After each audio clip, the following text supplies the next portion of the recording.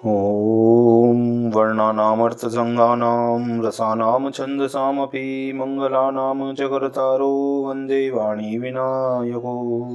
नारायणं नमस्कृत्य नरं चैव नरोत्तमं देवीं सरस्वतीं व्यासं ततो जयमुदीरयेत्।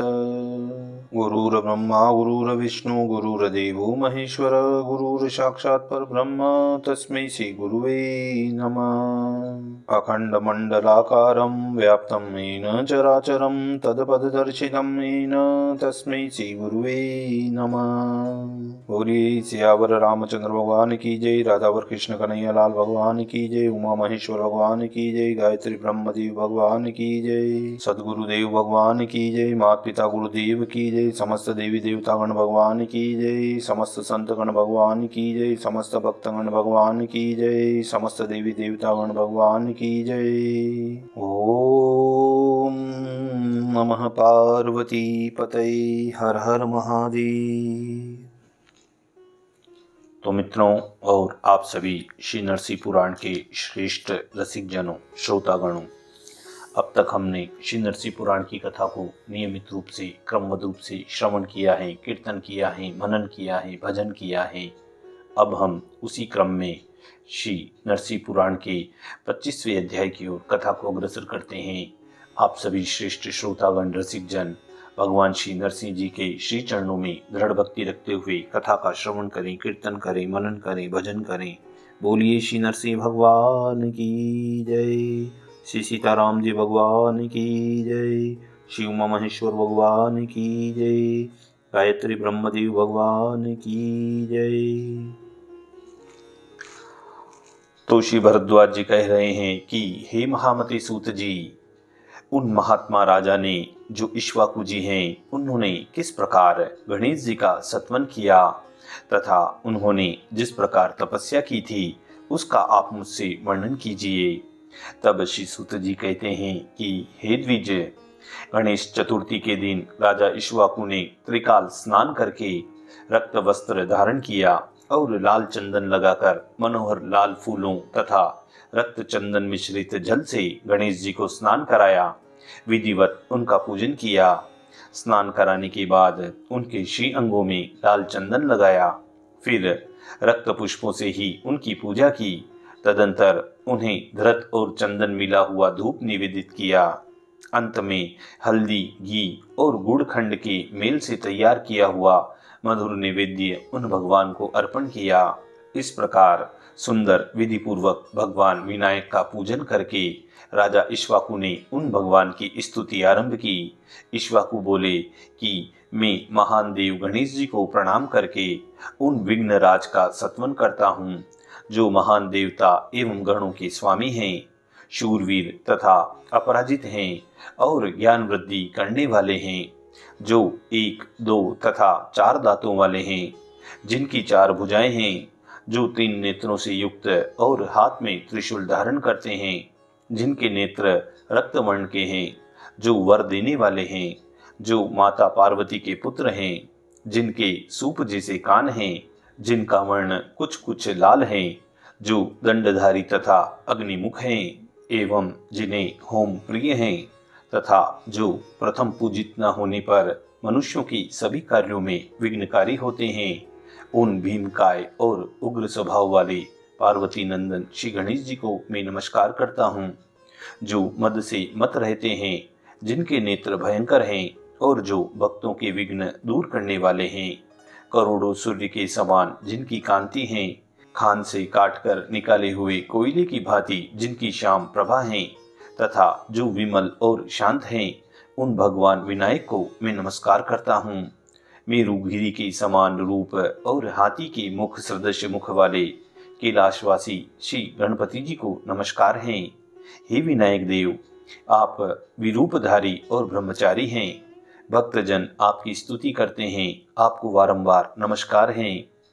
हे पुराण पुरुष, आपने पूर्ववर्ती देवताओं का कार्य सिद्ध करने के लिए हाथी का स्वरूप धारण करके समस्त दानवों को भयभीत किया था। हे शिवपुत्र, आपने ऋषि और देवताओं पर अपना स्वामित्व प्रकट कर दिया है। इसी से देवगण आपको प्रथम पूजा करते हैं। हे सर्व विघ्नेश्वर, यदि मनुष्य रक्त वस्त्र धारण करके, नियमित आहार करके और अपने कार्य की सिद्धि के लिए लाल पुष्पों और रक्त चंदन युक्त जल से चतुर्थी के दिन तीनों काल या एक काल में आप कामरूपी सर्वज्ञ गणपति का पूजन करें तथा आपका नाम जपे, तो वह पुरुष राजा, राजकुमार, राजमंत्री को राज्य अथवा समस्त राष्ट्र सहित अपने वश में कर सकता है। हे विनायक, हे गणेश जी, मैं आपकी स्तुति करता हूँ। आप मेरे द्वारा भक्ति पूर्वक सत्वन एवं विशेष रूप से पूजन किए जाने पर मेरी तपस्या के विघ्न को दूर कर देवें। संपूर्ण तीर्थों और समस्त यज्ञों में जो फल प्राप्त होता है, उसी फल को मनुष्य भगवान विनायक का सत्वन करके पूर्ण रूप से प्राप्त कर लेता है। उस पर कभी संकट नहीं आता, उसका कभी तिरस्कार नहीं होता और न उसके कार्य में विघ्न ही पड़ता है। वह जन्म लेने के बाद पूर्व जन्म की बातों को स्मरण करने वाला होता है।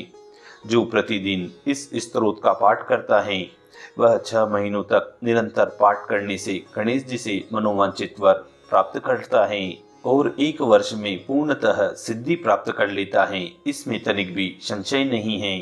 तब श्री सूत जी कहते हैं कि हे द्विजोतम गण, हे भरद्वाज जी, हे ऋषि गणों, इस प्रकार राजा इक्ष्वाकु पहले गणेश जी का सत्वन करके फिर तपस्वी का वेश धारण करके तप करने के लिए वन में चले गए।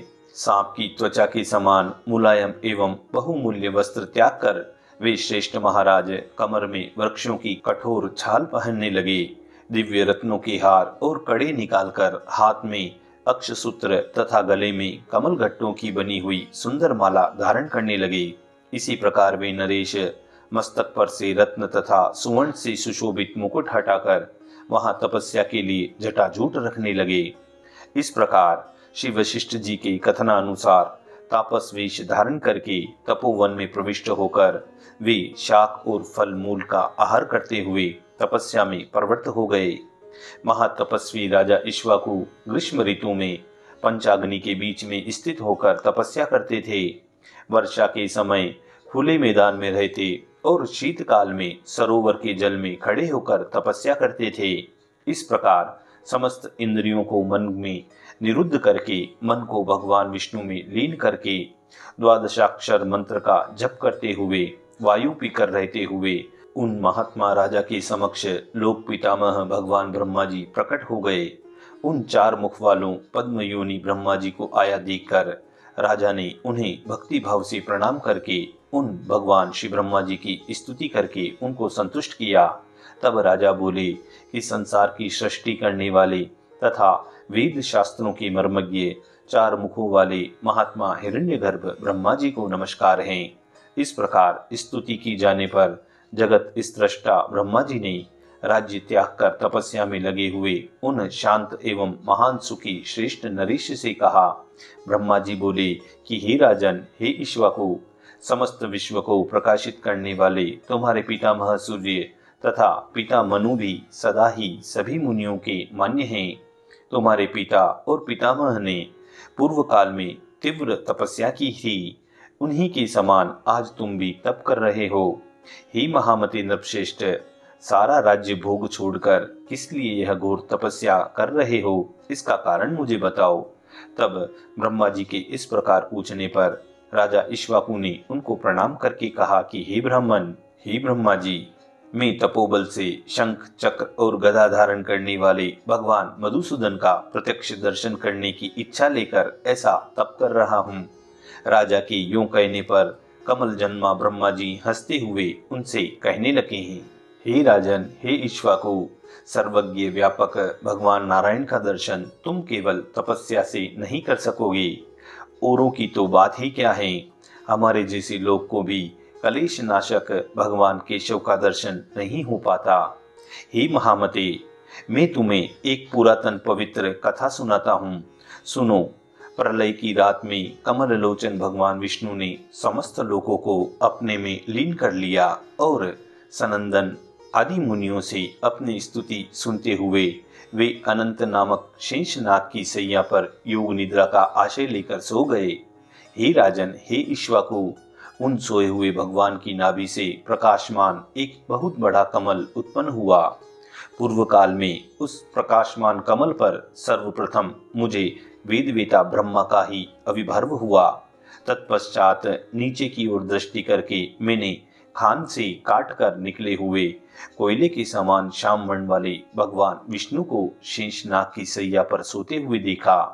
उनके श्री अंगों की कांति अलसी के फूल के भांति सुंदर जान पड़ती थी।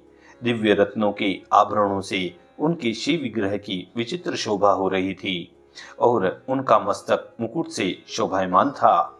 हे महामते, हे इक्ष्वाकु, उस समय मैंने उन अनंत देव शेषनाग का भी दर्शन किया, जिनका आकार कुंद और चंद्रमा की समान श्वेत था तथा जो हजारों फणों की मणियों से अत्यंत दीप्तिमान हो रहे थे। हे नृपश्रेष्ठ, क्षण भर ही वहां उन्हें देखकर मैं फिर उनका दर्शन न पा सका। इससे अत्यंत दुखी हो गया। तब मैं कौतूहलवश निरामय भगवान नारायण का दर्शन करने के लिए कमलनाल का सहारा लेकर वहां से नीचे उतरा, परंतु हे राजेंद्र, उस समय जल के भीतर बहुत खोजने पर भी मैं उन लक्ष्मीपति का पुनः दर्शन न पा सका। तब मैं फिर उसी कमल का आश्रय लेकर वासुदेव के उसी रूप का चिंतन करता हुआ उनके दर्शन के लिए बड़ी भारी तपस्या करने लगा। तत्पश्चात अंतरिक्ष के भीतर से ही किसी अव्यक्त शरीर वाली वाणी ने मुझसे कहा कि हे ब्राह्मण, क्यों व्यर्थ कलेश उठा रहे हो? इस समय मेरी बात मानो। बहुत बड़ी तपस्या से भी तुम्हें भगवान विष्णु का दर्शन नहीं हो सकेगा। यदि यहाँ शुद्ध स्फटिक मणि के समान श्वेत नाग शैया पर शयन करने वाले भगवान विष्णु का दर्शन करना चाहते हो तो उनकी आज्ञा अनुसार सृष्टि करो। हे महामते, तुमने शार्दंग धनुष धारण करने वाले उन भगवान का जो अंजन पुंज की समान श्याम सुषमा से युक्त तथा स्वभावतः प्रभावशाली रूप विमान शेष शैया पर स्थित देखा है, उसी का आलस्य रहित होकर भजन ध्यान करो, तब उन माधव को देख सकोगे। हे राजन, उस आकाशवाणी द्वारा इस प्रकार प्रेरित होकर मैंने निरंतर की जाने वाली तीव्र तपस्या का अनुष्ठान त्याग कर इस जगत के प्राणियों की सृष्टि की। सृष्टि करके स्थित होने पर मेरे हृदय में प्रजापति विश्वकर्मा का प्राकट्य हुआ। उन्होंने अनंत नामक शेषनाग और भगवान विष्णु की दो चमकीली प्रतिमाएं बनाई। हे नरेश्वर, हे इक्ष्वाकु, मैंने पहले जल के भीतर शेष शैया पर जिस रूप में उन्हें देख चुका था, उसी रूप में भगवान श्रीहरि की वह प्रतिमा बनवाई गई थी। तब मैं उन श्रीहरि के उस शिव विग्रह की भक्ति पूर्वक पूजा करके और उन्हीं के प्रसाद से श्रेष्ठ तप रूप परम उत्तम ज्ञान प्राप्त करके विकार रहित नित्यानंदमय मोक्ष सुख का अनुभव करने लगा। हे राजराजेश्वर, हे इक्ष्वाकु, इस समय मैं तुम्हारे हित की बात बता रहा हूँ, उसे सुनो। हे राजन, इस घोर तपस्या को छोड़कर अब अपनी पूरी को लौट जाओ। प्रजाओं का पालन करना ही राजाओं का धर्म तथा तप है। मैं सिद्धों और ब्राह्मणों सहित उस विमान को जिस पर भगवान की प्रतिमा है तुम्हारे पास भेजूंगा। उसी में तुम सुंदर बाहा उपचारों द्वारा उन देवेश्वर की आराधना करो। हे नृपश्रेष्ठ, तुम यज्ञों द्वारा अनंत नामक शेषनाग की सैया पर शयन करने वाले उन भगवान नारायण का निष्काम भाव से यज्ञों द्वारा आराधन करते हुए धर्म पूर्वक प्रजा का पालन करो। हे नृप, भगवान वासुदेव की कृपा से अवश्य ही तुम्हारी मुक्ति हो जाएगी। राजा से यूं कर कर लोक पितामह ब्रह्मा जी अपने धाम को चले गए। हे द्विज, हे भरद्वाज जी, सूत जी कह रहे हैं कि हे भरद्वाज जी, ब्रह्मा जी के चले जाने पर राजा इक्ष्वाकु उनकी बातों पर विचार ही कर रहे थे। तब तक उनके समक्ष वह विष्णु और अनंत की प्रतिमाओं का शुभ विमान जिसे ब्रह्मा जी ने दिया था, सिद्ध ब्राह्मणों सहित वहां पर प्रकट हो गया। उन भगवान पुरुषोत्तम का दर्शन करके उन्होंने बड़ी भक्ति के साथ उन्हें प्रणाम किया तथा साथ में आए हुए ऋषियों एवं ब्राह्मणों को भी नमस्कार करके वे राजा उस विमान को लेकर अपनी पुरी को चले गए। वहां नगर के सभी शोभायमान स्त्री पुरुषों ने राजा का दर्शन किया और लावा छींटते हुए वे उन्हें राजभवन में ले गए। राजा ने अपने विशाल मंदिर में उस सुंदर वैष्णव विमान को स्थापित किया और साथ आए हुए उन ब्राह्मणों द्वारा पूजित भगवान विष्णु की वे आराधना करने लगे। उनकी सुंदरी रानियां चंदन घिसकर और सुगंधित फूलों का हार गूंथ कर अर्पण करती थी। इससे राजा को बड़ी प्रसन्नता होती थी। इसी प्रकार नगर निवासी जन कपूर, श्रीखंड, कुमकुम, अघूर आदि सभी उपचार और विशेषतः वस्त्र, गुगल तथा श्री विष्णु के योग्य पुष्प ला लाकर राजा को अर्पित करते थे। राजा तीनों संध्याओं में विमान पर विराजमान उन भगवान श्री हरि की क्रमशः गंध, पुष्प आदि उपचारों द्वारा बड़ी भक्ति से पूजा किया करते थे। श्री विष्णु के नामों का जप, उनके स्तोत्रों का पाठ, उनके गुणों का गान और शंख आदि वाद्यों का शब्द करते और कराते थे। शास्त्रोक्त विधि से प्रेम पूर्वक सजाई हुई भगवान की झांकियों तथा रात्रि में जागरण आदि के द्वारा वे सदा ही देर तक भगवत संबंधी उत्सव कराया करते थे। निष्काम भाव से किए गए यज्ञ, दान तथा धर्माचरणों द्वारा उन सर्वदेवमय भगवान विष्णु को संतुष्ट करके राजा इक्ष्वाकु ने परम उत्तम ज्ञान प्राप्त कर लिया। यज्ञों का अनुष्ठान, पृथ्वी का पालन और भगवान केशव का पूजन करते हुए राजा इक्ष्वाकु ने पितृगणों की तृप्ति के लिए निमित्त श्राद्ध आदि कर्म करने के लिए पुत्रों को उत्पन्न किया और केवल ब्रह्म का चिंतन करते हुए ध्यान के द्वारा ही शरीर का त्याग करके भगवान विष्णु के धाम को प्राप्त हो गए। इस प्रकार राजा इक्ष्वाकु अनंत दुखों से पूर्ण संसार का त्याग करके अज, अशोक, अमल, विशुद्ध, शांत एवं सच्चिदानंदमय भगवान श्री विष्णु के पद को प्राप्त हो गए। इसी प्रकार श्री सूत जी एवं भरद्वाज जी और अन्य ऋषियों के मध्य में मुनिश्रेष्ठ वशिष्ठ जी और इक्ष्वाकु राजा की संवाद का वर्णन हुआ। राजा इक्ष्वाकु और ब्रह्मा जी के मध्य में जो यह मधुर संवाद हुआ, यह पूर्ण संवाद इसी श्री नरसिंह पुराण के अंतर्गत 25वें अध्याय में पूर्ण हुआ, समाप्त हुआ। इति श्री नरसिंह पुराणे इक्ष्वाकु चरित्रे पंचविंशो अध्याय पूर्णः। बोलिए श्री नरसिंह भगवान की जय।